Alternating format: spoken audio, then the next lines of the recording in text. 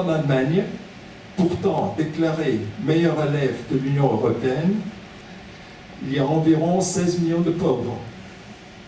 Alors se pose la question, peut-on changer la politique de l'Union européenne à travers ces élections du 25 mai?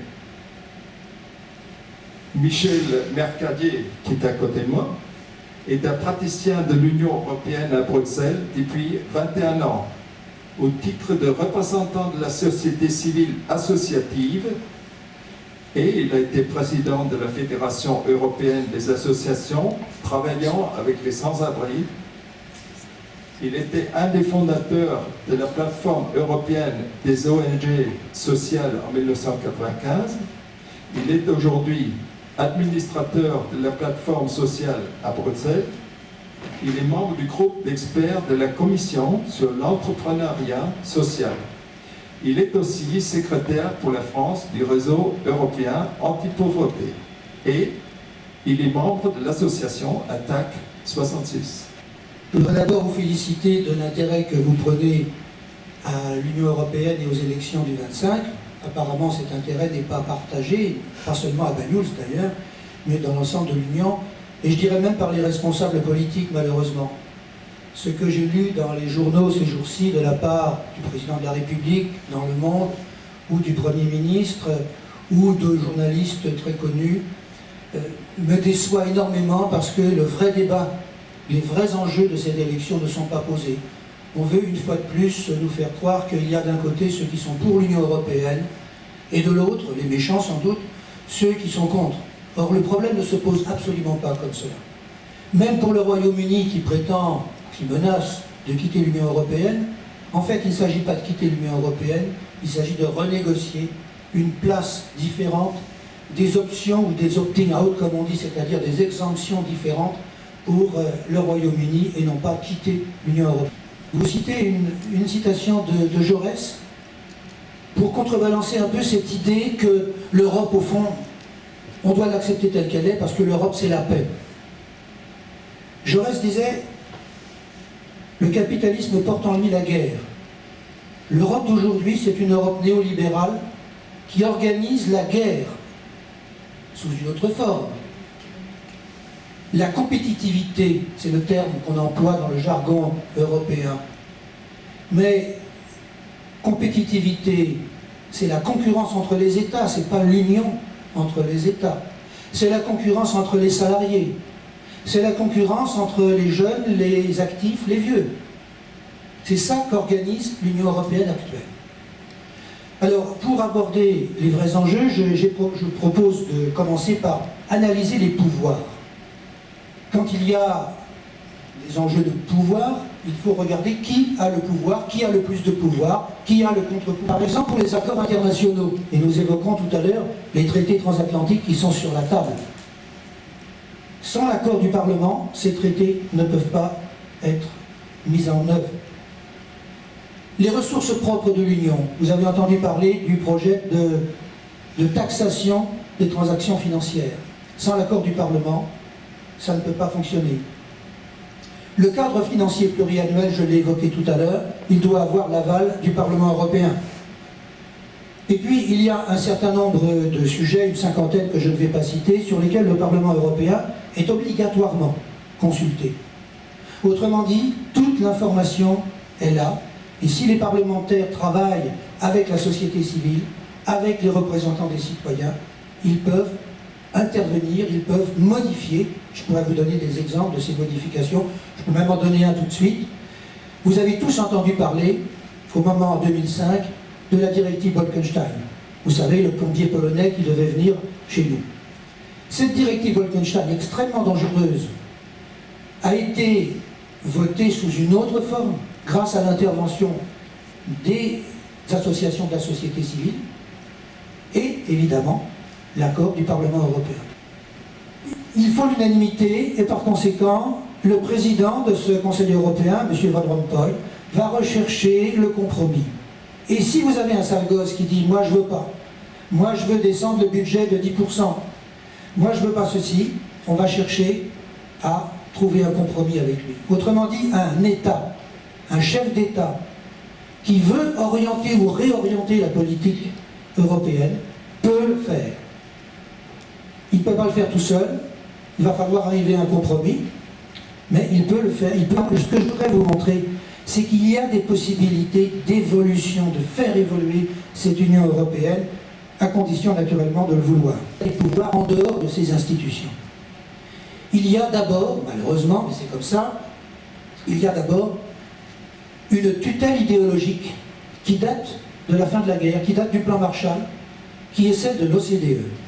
Je ne sais pas si vous connaissez cet organisme, dont le siège est à Paris, dont les langues sont le français et l'anglais, mais qui est le moyen par lequel, indépendamment de toute démocratie, il y a un dialogue permanent entre les États-Unis et l'Union européenne et d'autres pays, y compris comme invité par exemple le Japon.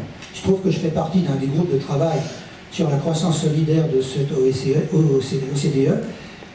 C'est assez intéressant parce que si vous regardez les problèmes qui arrivent chez nous, par exemple les problèmes des retraites, depuis le plan Fillon par exemple jusqu'à la politique de Valls sur les retraites.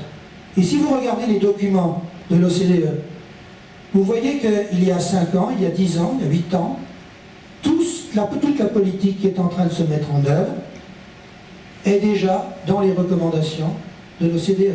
Et c'est pour vous dire que le piège, en quelque sorte, c'est pour ça que je parle de piège, le piège s'est progressivement refermé sur les États pour limiter au maximum leur capacité d'action dans le domaine budgétaire, dans le domaine économique et dans le domaine financier. Et puis il y a eu le traité budgétaire qu'on appelle familièrement le traité Merkozy, Merkel-Sarkozy, que vous connaissez, je pense. Alors comment ça se traduit? Par quoi ça se traduit? Par quelle politique? Eh bien, je vais prendre comme exemple, pour ne pas vous ennuyer avec les politiques européennes, je vais prendre comme exemple le plan Valls.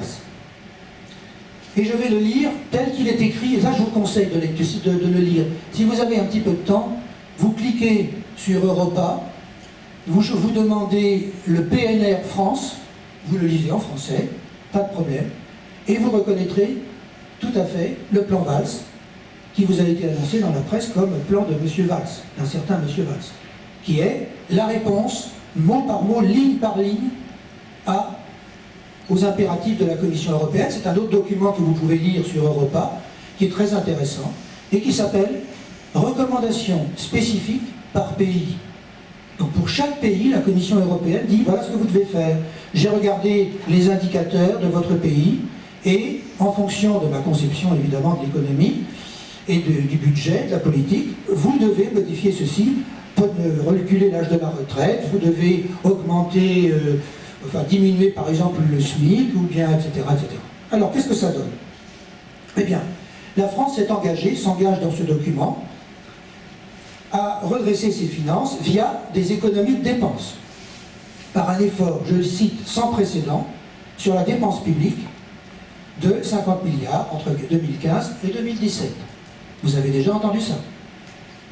Deuxièmement, la France s'engage à alléger le coût du travail en diminuant la charge des entreprises de 30 milliards d'euros.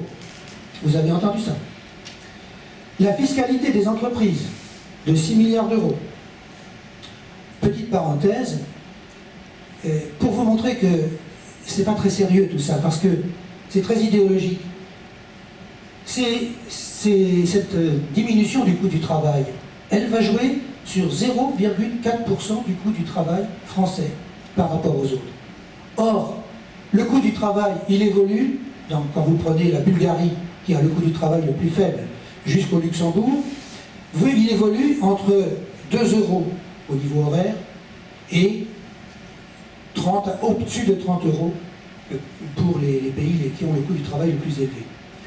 Et puis vous pouvez regarder que ce ne sont pas les pays qui ont le coût du travail le plus élevé qui ont le plus de chômeurs.